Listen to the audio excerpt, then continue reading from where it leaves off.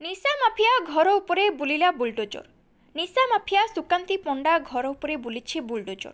पुरी सदर थाना अंतर्गत नीलचक्र नगर निशा माफिया सुकांती पंडा ब्राउन सुगर बिक्री अभियोग जेल रे थिबा बेले आज सदर थाना पुलिस सुकांतीर घर को माटी मिसाई।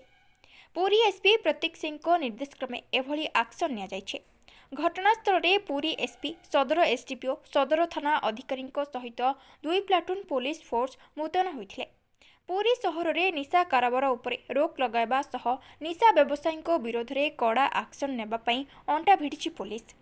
जो माने निशा कारोबार चलाई निशा कबल में सहर को रखिछन्ति तांको उपरे मध्य एभली एक्शन नेब पुलिस।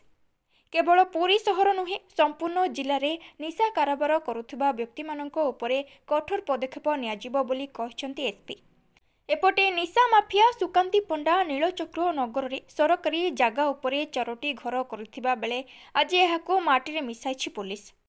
मजिस्ट्रेट ड्यूटी भाव काम करुच्ची हिमांशु कले आमर ए कोर्ट ऑर्डर अनुसार आम एविक्शन थिला से प्रॉपर नोटिस सर्व करी ड्यू प्रोसीजर बर्तमान एविक्शन करूँ। आज 3टा घर एविक्शन होती बर्तमान जन घर खाली थिला आ जन घर खाली ना कहला खाली कर दी तो से खाली आम नेक्स्ट घरटा आम खाली एविक्शन ऑर्डर थिला एविक्शन कर सरकारी जगह थिला से निशा कारोबार जिनसा पुलिस अच्छा आईआईसी सर अच्छा एसडीपी सर भी कहे बाकी यहाँ एविक्शन ऑर्डर